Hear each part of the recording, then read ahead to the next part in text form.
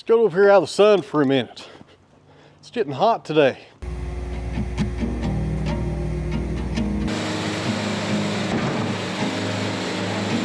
In 4 days. 4 more days and we will finally have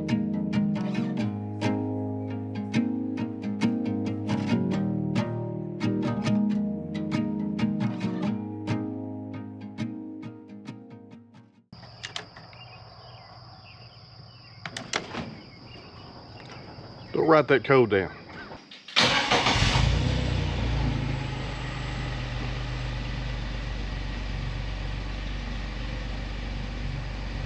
Welcome back to the sawmill, friends. Let's go get some logs. You guys hang in there.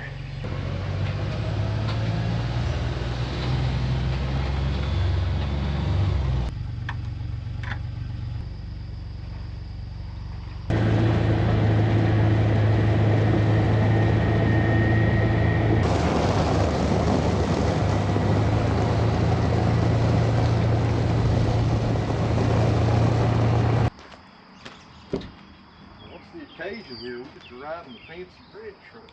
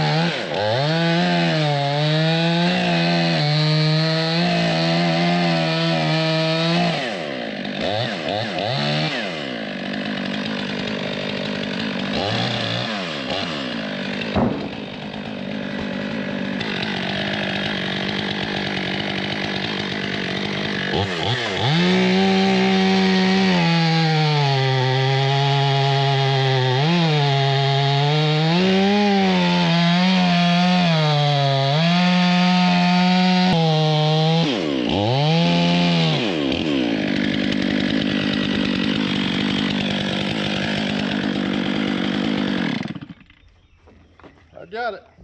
Oh, did it go too? Yeah, I'll get to the very end. Okay. I ain't bragging.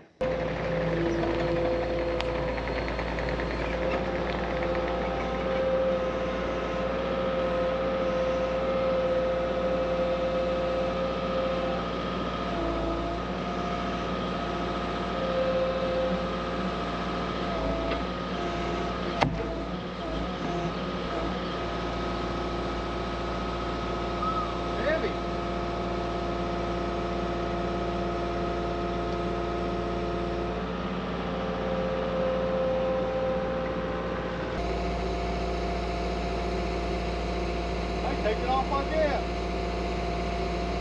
That's what I planned on.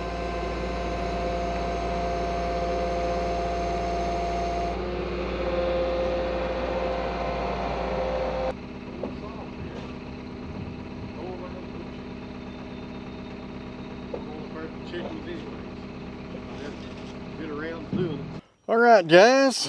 So that right there was a pretty good haul. We got one walnut log, pretty much an entire tree, and I made 2 8-footers out of it. This one right here, for sawmill purposes, is probably the best one. And look over those weeds right there. My lawn care guy took the day off, it looks like. I'll tell you what, this right here though has more sapwood than I was thinking.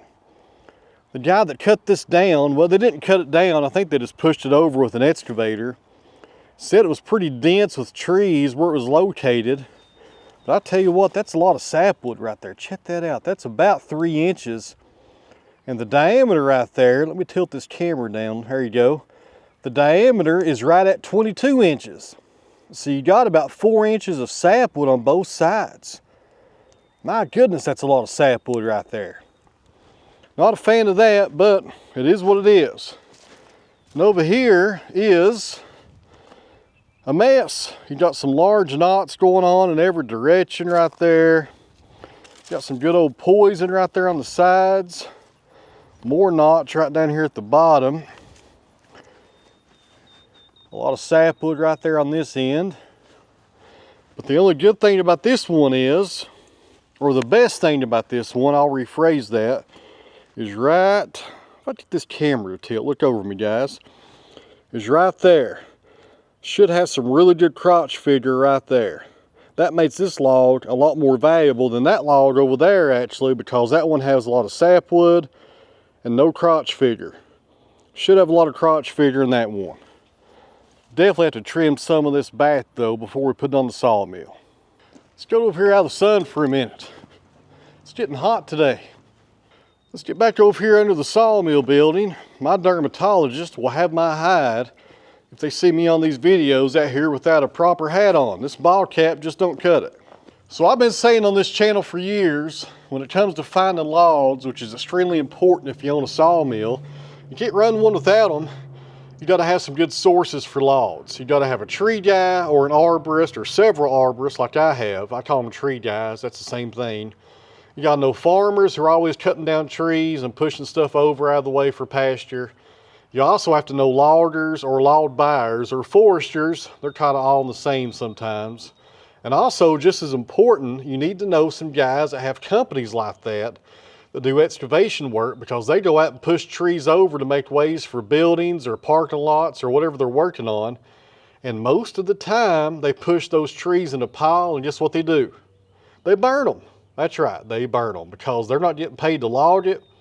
They don't care about the log value. They don't have time to stop what they're doing and haul 3 logs to a sawmill the next county over just to get a little bit of money. There's no money in it for them. So therefore they just push them over and burn them.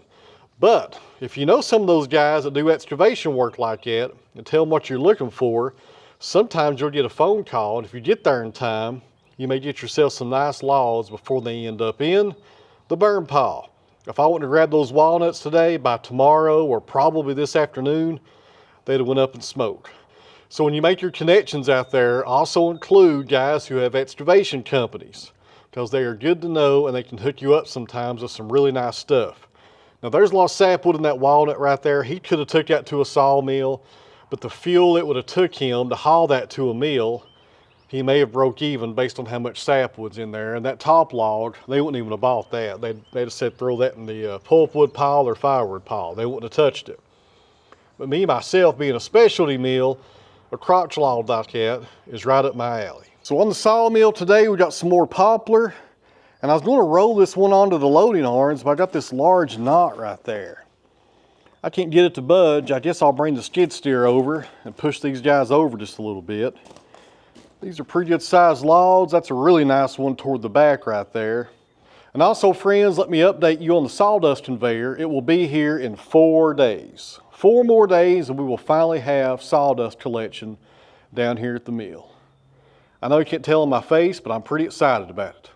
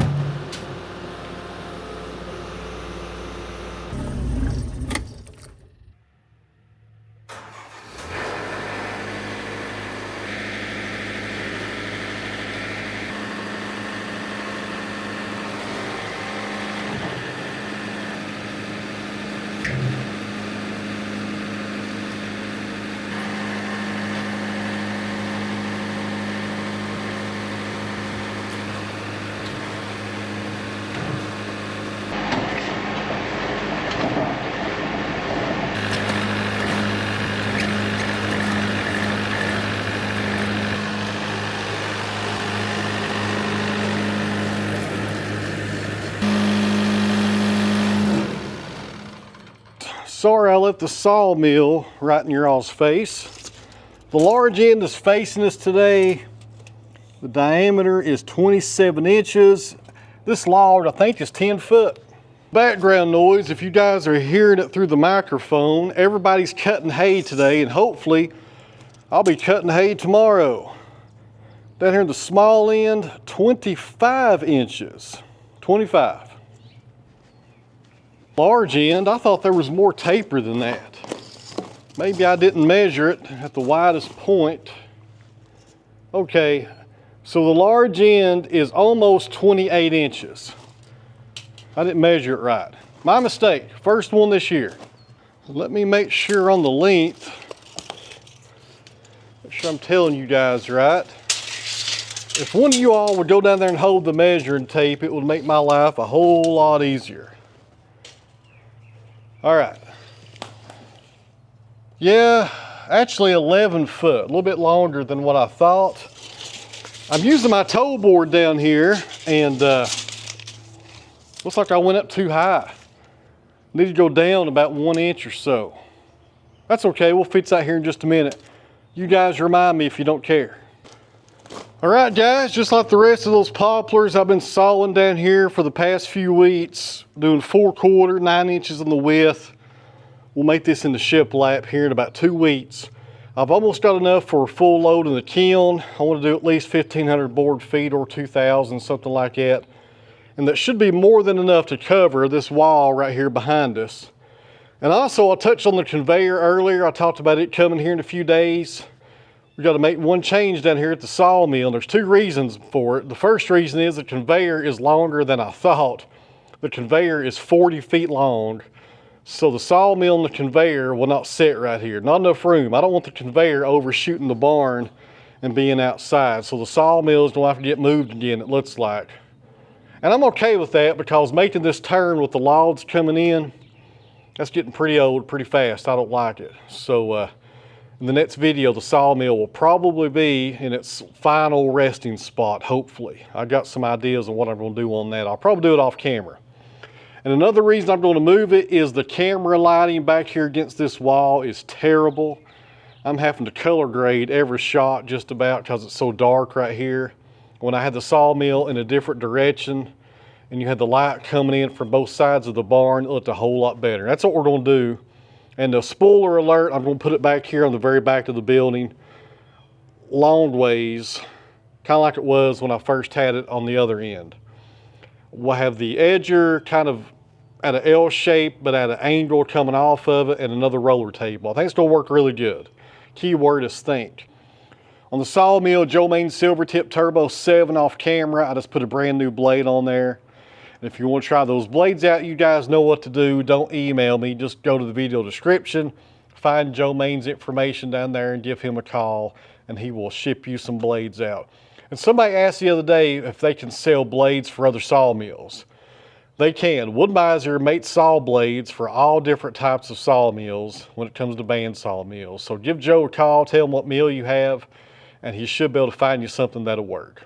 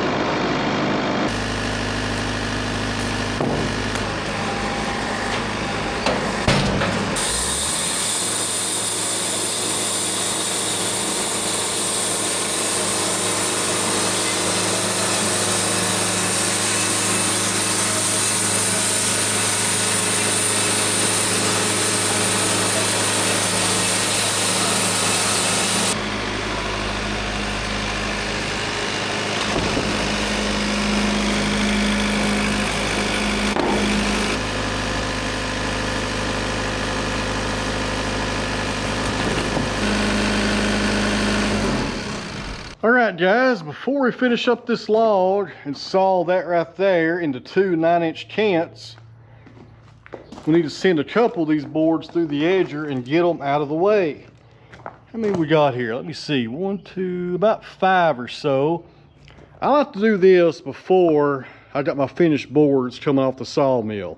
And if this was a 2-man operation, which it's not, I would have my other guy running the edger and edging these as soon as they come off the sawmill. But since I'm a one-man show, I got to do it myself, but that's the way I like it.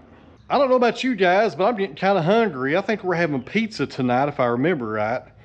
And it looks like we're going to be cutting hay tomorrow. I just checked the weather, and no rain for the next 5 days. We can finally get the rest of the farm cut. I've got about 8 acres left to cut and bale.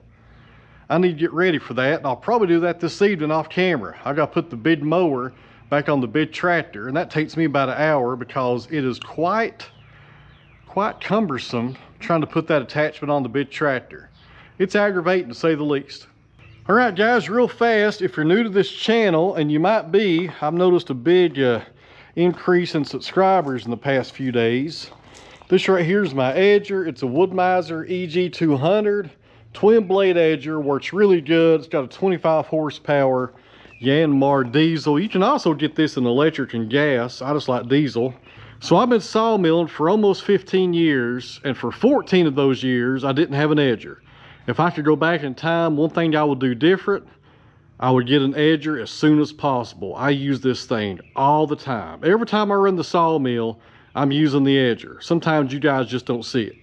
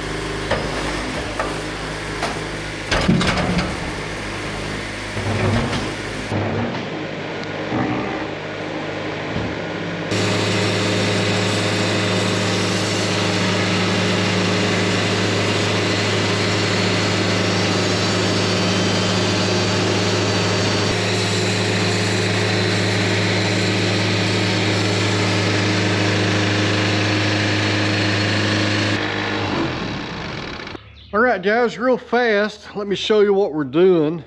My goal was to get 2 9-inch cants out of that log and also get rid of the pith. And we was able to do that because that was such a large log. Right there in the loading arms, we've got a 9-inch cant. And on the mill, another 9-inch cant from here down. Now these two boards right here have the pith and also the juvenile core right there. But we will not discard these. I will run these through the edger and get rid of the pith, and we'll still get some maybe 1x6s and probably 2 1x9s right here. This right here is ideal. If you're sawing out there, always try to isolate the pith and get rid of it. Don't sell this board to your customer right here until you get rid of that core right there. Sell them this part and this part right here. And here's another good thing about this board. It's going to be quarter sawing right there. Even though poplar quarter sawing is not sought after or something we really think about, it's still a pretty unique board because poplar is usually not quarter sawn. So try to do that whenever you're sawing. Work around the pith and get rid of it. It's junk. I'm gonna run up to the house real fast and have some dinner, and I'll see you guys back here in just a minute. You guys hang in there.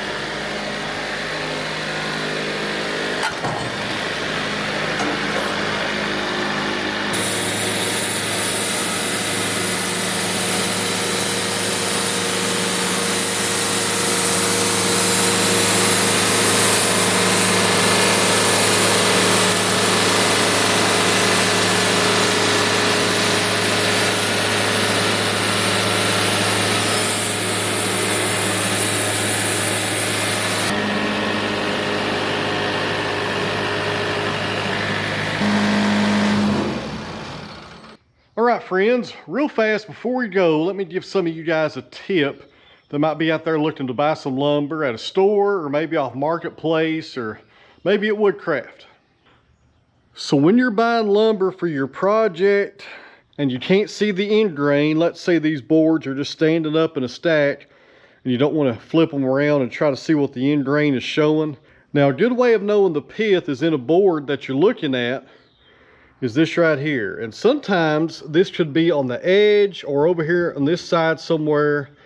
You know, today it's in the middle because you guys saw me saw it on the mill, but sometimes it could be anywhere in the board, but always looks the same.